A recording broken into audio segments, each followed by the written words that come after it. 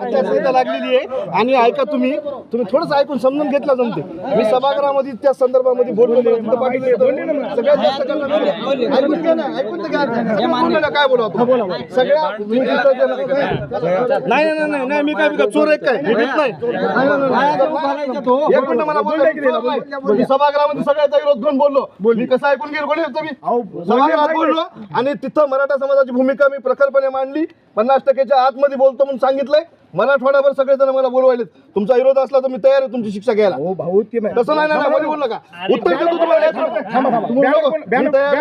मी काय मराठा आमदार तुम्हाला बॅनर कोण लावले? मराठा समाजाला लावले. मराठा समाजाला लावले. मराठा समाजाच्या परवेजबंदी कोणाला? आमदार म्हणून कोणाला आमदार म्हणून माझ्याकडे आहे ना ते मी बोललो. समाजाला बोललो कुणाचा तुम्ही मराठा समाजाला बोललो.